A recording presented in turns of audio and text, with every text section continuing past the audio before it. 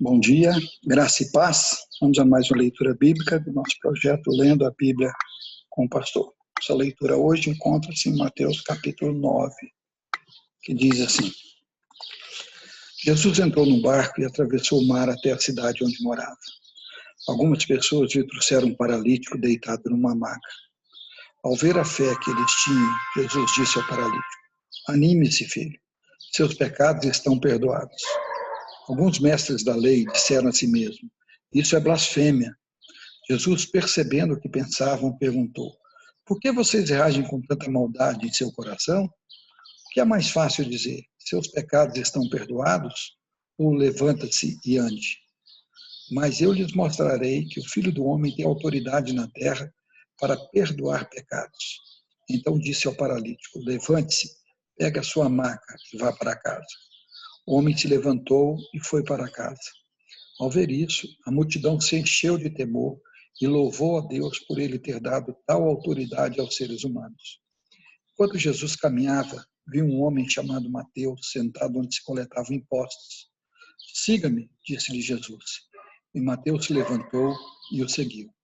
Mais tarde, na casa de Mateus, Jesus e seus discípulos estavam à mesa acompanhados de um grande número de cobradores de impostos e pecadores. Quando os fariseus viram isso, perguntaram aos discípulos: Por que o seu mestre come com cobradores de impostos e pecadores? Jesus ouviu o que disseram e respondeu: As pessoas saudáveis não precisam de médico, mas sim os doentes. E acrescentou: Agora vão e aprendam o significado desta passagem das Escrituras.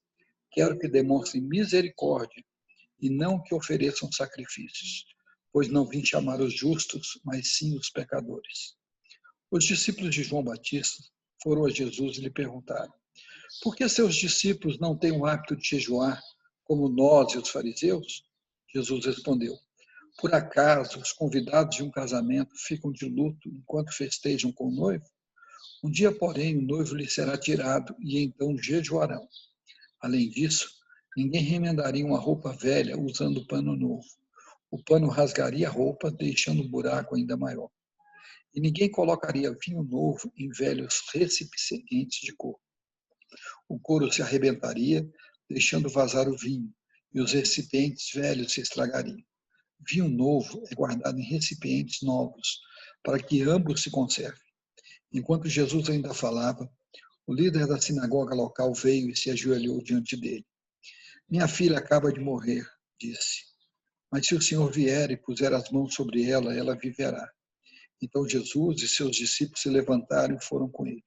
Nesse instante, uma mulher que havia 12 anos sofria de hemorragia se aproximou por trás dele e tocou na borda de seu manto, pois pensava: se eu apenas tocar em seu manto, serei curada. Jesus se voltou e, quando a viu, disse: Filha, anime-se, sua fé a curou. A partir daquele momento, a mulher ficou curada. Quando Jesus chegou à casa do líder da sinagoga, viu a multidão agitada e ouviu a música fúnebre. Saiam daqui, disse ele. A menina não está morta, está apenas dormindo. Os que estavam ali riram dele. Depois que a multidão foi colocada para fora, Jesus entrou e tomou a menina pela mão, e ela se levantou. A notícia desse milagre se espalhou por toda a região. Depois que Jesus saiu dali, 2 cegos foram ao encontro dele, gritando: Filho de Davi, tenha misericórdia de nós. Quando Jesus entrou em casa, os cegos se aproximaram e lhes perguntou: Vocês creem que eu posso fazê-los ver? Sim, Senhor, responderam eles. Ele tocou nos olhos dos 2 e disse: Seja feito conforme a sua fé. Então os olhos deles se abriram e puderam ver.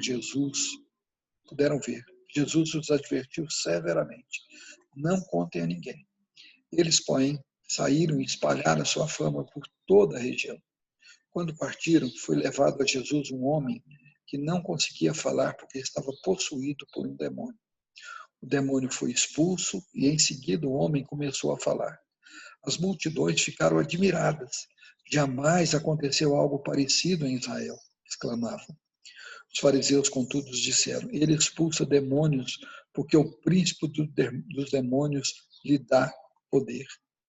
Jesus andava por todas as cidades e todos os povoados da região, ensinando nas sinagogas, anunciando as boas novas do reino e curando todo tipo de enfermidade e doença. Quando viu as multidões, teve compaixão delas, pois estavam confusas e desamparadas, como ovelhas sem pastor. Disse aos discípulos: a colheita é grande, mas os trabalhadores são poucos. Ore ao Senhor da colheita.